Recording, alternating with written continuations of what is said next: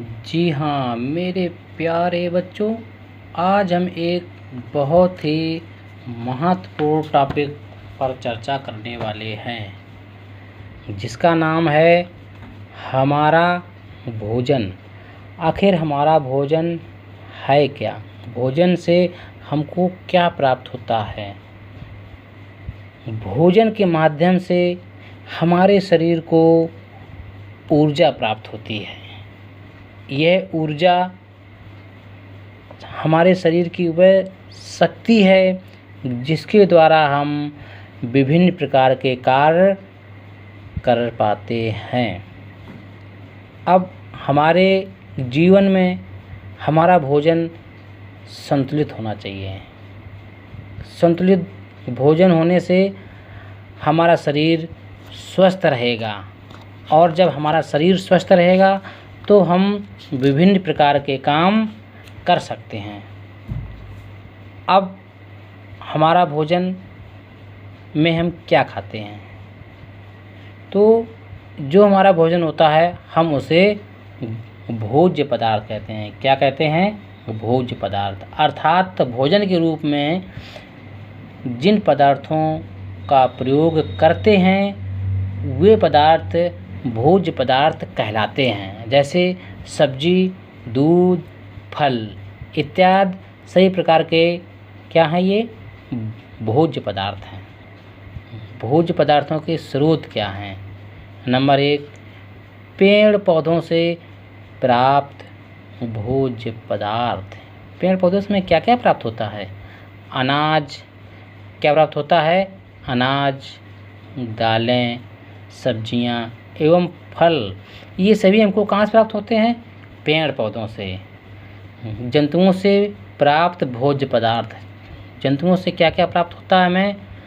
मांस, दूध, अंडा।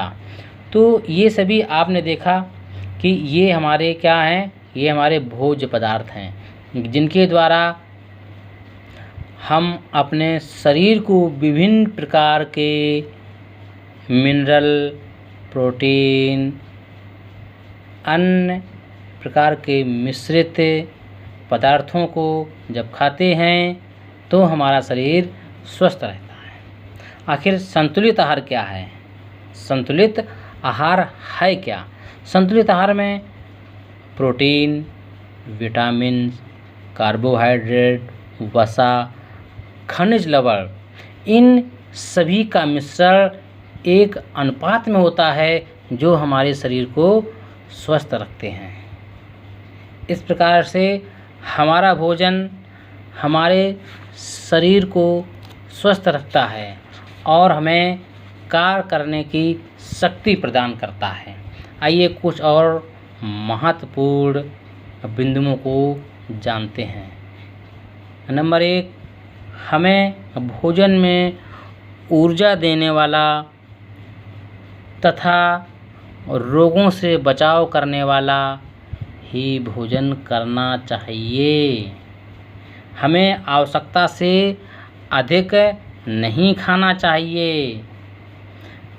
खाने से पूर्व हमें अपने हाथों को साबुन से धोना चाहिए। हमें बाजार की खुली हुई चीज़ें तथा कटे फल नहीं खाने चाहिए। सब्जियों और फलों को अच्छी तरह धोकर खाना चाहिए। रेशेदार भोज्य पदार्थ जैसे गेहूँ, दलिया, मक्का, अंकुरित अनाज, फल, सब्जियों आदि का अधिक से अधिक सेवन करना चाहिए। और सबसे महत्वपूर्ण बिंदु है दूध पीना। क्यों आवश्यक है दूध पीना? दूध को एक संपूर्ण आहार माना गया है।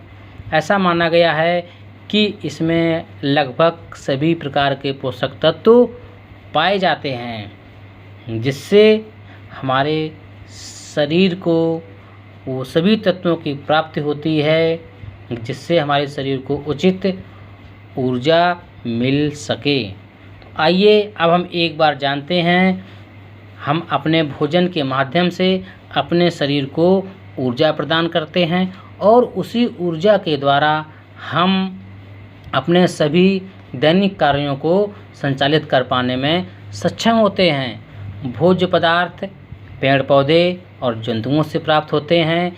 पेड़ पौधे शाकाहारी और जंतुओं से प्राप्त भोज्य पदार्थ को मांसाहारी कहते हैं। संतुलित आहार के बहुत सारे फायदे हैं, जैसा कि हमने आपको बताया। मेरे प्यारे बच्चों, आपको यह जानकारी कैसी लगी हमको ज़रूर बताइएगा और हमारा उत्साहवर्धन कीजिएगा। धन्यवाद।